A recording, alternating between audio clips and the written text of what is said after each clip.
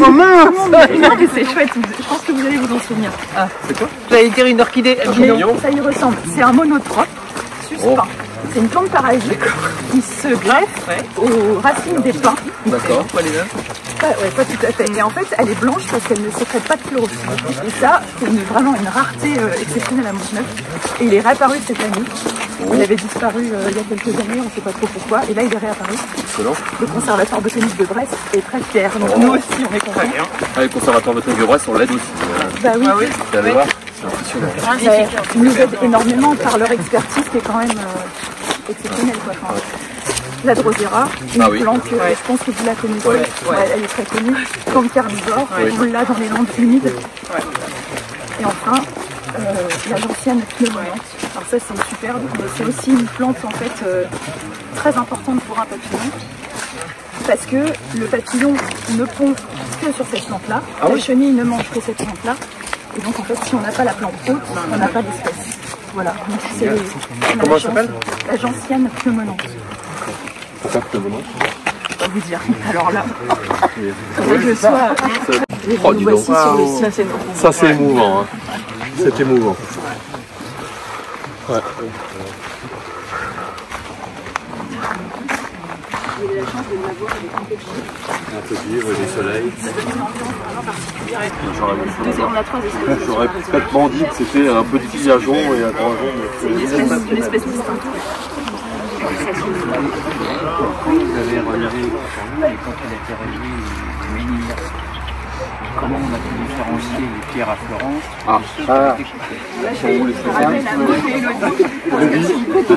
Au travail, mesdames, il y a des questions.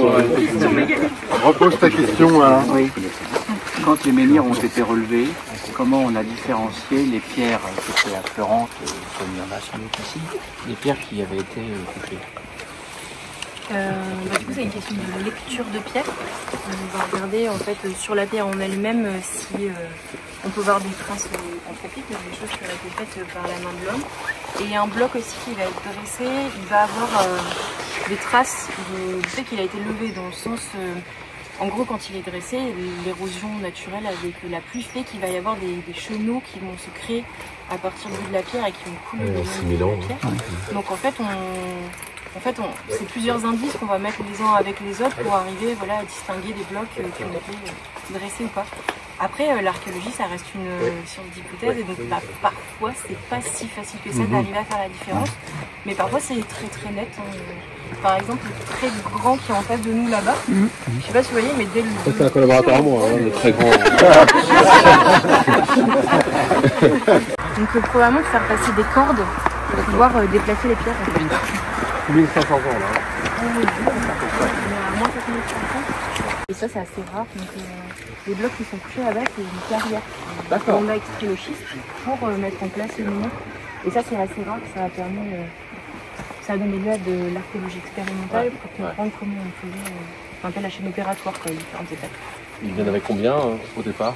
Vous avez en tout, en fait aujourd'hui on ne connaît pas complètement l'étendue du site. En fait il y a des prospections qui ont été faites après les fouilles. Voilà. Donc de 2014 à 2018 il y a de la prospection pédestre. Donc en fait on fait des râteaux, on va dans la forêt et on pique avec des pics en métal pour essayer de trouver les pierres. Le but c'est de les cartographier, de les regarder aussi. Et donc là, on a plus de 500 pierres qui ont été identifiées sur l'ensemble de la réserve. Ah ouais, quand même. Oui. Donc on est sur un site qui a une très grande envergure, mais on n'est pas allé voir plus loin. Et on n'a pas de prospecté, donc en fait, il pourrait être encore plus grand. Voilà. Ah ouais. Donc c'est un très grand site, mais dont on ne connaît pas encore exactement. Et il y a eu d'autres choses à trouver lors des fouilles Alors du coup, on a... Enfin, il n'y a pas beaucoup de vestiges en soi qui ont été trouvés. Non, on n'a pas ici d'emplacement de...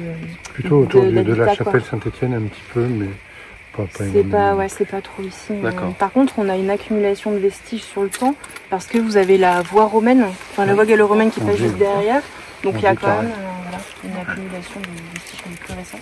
On a aussi des choses qui ont été trouvées par rapport au Moyen-Âge, donc qui correspondraient a priori à la date de destruction du site. Donc ça aurait été une destruction volontaire et on a trouvé des foyers avec du charbon, ce qui a permis de dater une activité humaine à ce moment-là. C'est ça. Par des prêtres de la destruction? Ça serait a priori probablement où il y a des questions religieuses. Voilà, de concurrence. On n'a rien inventé. Ça fait des siècles que ça 10 000 ans que ça dure. Donc, mais oui, le matériel en soi, il n'y en a pas beaucoup, quoi. On a des percuteurs, donc des outils pour fabriquer les menhirs. Mais à part ça, on a aussi trouvé des emplacements des rails, en fait, les empreintes des rails plutôt. En gros, dans les techniques de déplacement de pierre, donc, ce qui aujourd'hui est proposé, ce sont des chariots qu'on appelle des travois, sur lesquels on pose les pierres et ensuite on les tracte sur des rondins. Mais là, on voit qu'en plus au sol, il y a des rails. Et ça, c'est quelque chose qui a été trouvé. En fait, on a trouvé l'empreinte du rail un peu plus loin par là-bas. Donc on a testé, ça marche bien. Donc c'est une hypothèse supplémentaire de déplacement. On a aussi trouvé ce qu'on pense être. Donc là, vous avez ce qu'on appelle une chèvre. C'est un trépied. Les fouilles de. Voilà. Donc on aurait trouvé des bandes stabilisées où on aurait tassé pour pouvoir justement utiliser ces chèvres pour relever les blocs. Ça reste. Et on a des ateliers grand public de soulèvement. Et de déplacement.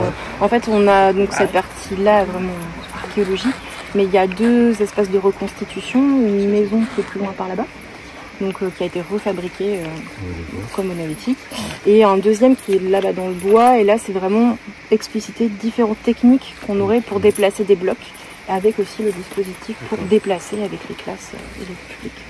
Ouais. La fréquentation ici du site, c'est combien par an? 35 000. 35 000. Vous avez la même fréquentation qu'au musée de Saint-Marcel. C'est 35 000. Hein. Alors on est à 35 000 visiteurs par an à peu près sur ce site-ci. Voilà. 35 000 visiteurs, on accueille de nombreux scolaires aussi, puisqu'on a la chance d'avoir un centre d'hébergement à proximité dans le centre-bourg de Monteneuf. Donc 69 couchages, donc du coup il y a des classes découvertes qui viennent. Voilà. Et on fait de l'éducation et à l'environnement et au patrimoine naturel, historique. Dans le cadre de la réserve, il y a des échanges, des débats entre fréquentation et gestion du patrimoine. Et on a mené l'étude d'exception, la question d'exception en région, dont on a eu les résultats hier la restitution. pour préserver l'environnement, interdire des accès si ça se dégrade ou les séquencer. On est en train de regarder tout ça et puis on a un grand projet quand même à terme, à moyen terme de développement raisonné et raisonnable, je dis à chaque fois du site. Puisqu'on a la maison en réhabilité, on voudrait faire un petit bâtiment d'appel, on a tranché là-dessus en disant le produit d'appel c'est ici, après il y a la réserve naturellement et puis le centre d'hébergement dans Monteneuf. Mais bon, c'est un peu la dynamique qu'on veut développer sur plusieurs exercices. Très bien. J'ai une vision d'être là, donc je suis très content de... Donc là on a la route départementale qui passe là, avant, dans le passé pour les visiteurs, le parking était de l'autre côté. Et donc il y a un problème de sécurité, donc on est en train de réfléchir, on en parlait hier, pour faire un passage en hauteur, etc. Mais compte tenu de la protection du site, ça va être très difficile.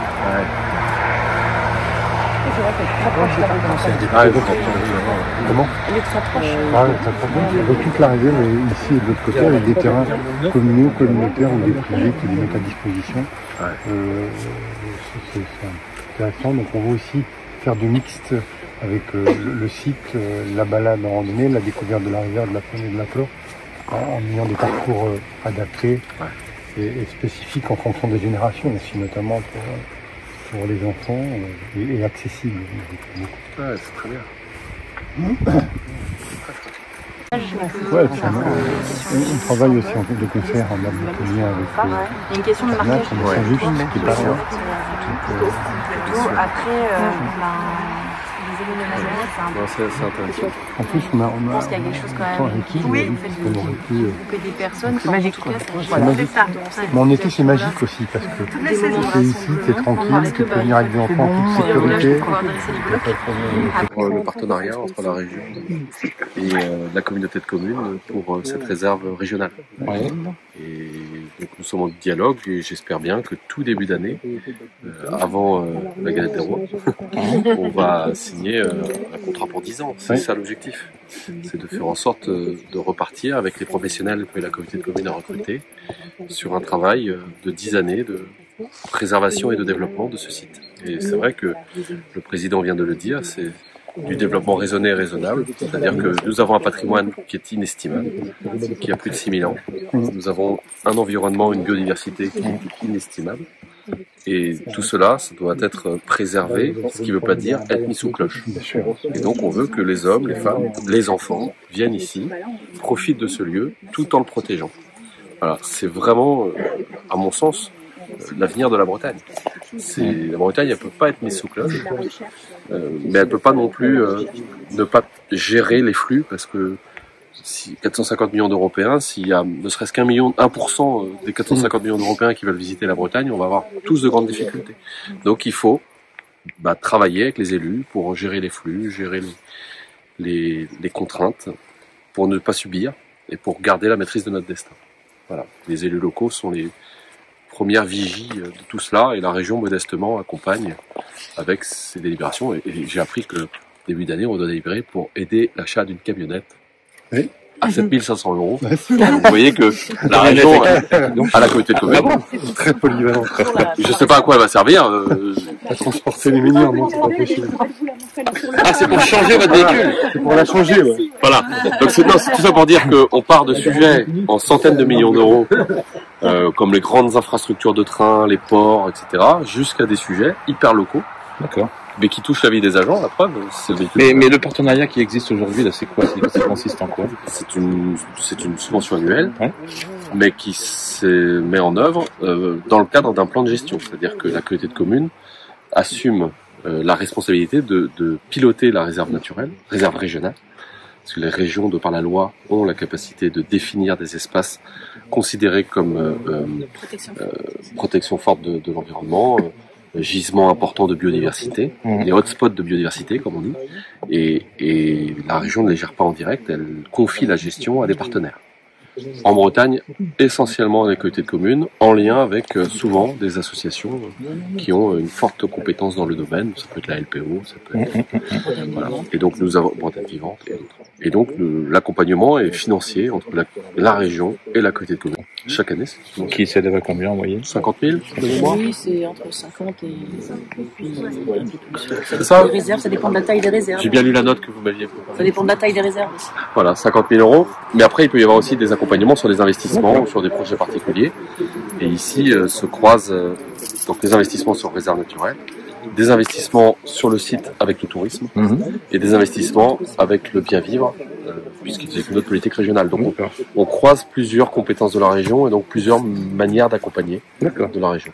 Le souhait que nous partageons, c'est de finir le travail pour que en janvier, on puisse se dire qu'on a... Il n'y a pas de difficulté, il n'y a pas d'ombre... Mais non, on avait une petite période intermédiaire du fait qu'on ait repris la main pendant un an, d'observation un peu, et puis là on va concrétiser ce qui va rassurer ceux qui pourraient douter, etc. Au contraire, il y a une vraie envie avec les services de la région et les services de renseignement de communauté. Mais il nous fallait reconstituer aussi les équipes, puisque 3 ou 4 sont restés sur 15. Et là, on est en train de recruter un directeur, là, parce qu'on voulait observer un peu les choses, et une médiatrice responsable de l'ensemble du site. Ok. Et en ce moment même, il y a des rassemblements du tourisme, le 7e rassemblement du tourisme à Morlaix. Et le thème, c'est justement ça, c'est la Bretagne attire, de par ses singularités. On veut quelques-unes des singularités, mais en même temps, on veut protéger pour pas devenir Venise. Voilà. Donc c'est ce travail-là qu'on veut faire. On veut pas se renfermer, parce que si on dit on est chez nous, on veut que nous, ça ressemble pas à la Bretagne. Ouais, c'est ça. Mais on veut pas non plus devenir Venise. Donc faut bien travailler. Faut bien travailler. Voilà. Et ça donne beaucoup de... Enfin, ça donne une teinte particulière. Toutes les régions européennes n'ont pas fait ce choix. Certaines ont dit, on va sur le tourisme, c'est notre business, et on y va au maximum. Nous, on veut garder de l'industrie, on veut garder de l'agriculture, on veut garder des entreprises de services, et on veut garder bien sûr ce tourisme qui fait 8% de notre activité économique, et qui participe d'ailleurs à solvabiliser des établissements, restaurants, hôtels ou autres, qui ne vivraient pas sans ça, et donc qui participent à la vitalité de nos territoires. Hier, je disais, le tourisme doit servir la qualité de vie des Bretons. Donc c'est là où il faut trouver le bon équilibre. Parce que si on va au-delà d'un certain point, ça dessert la qualité de vie des Bretons.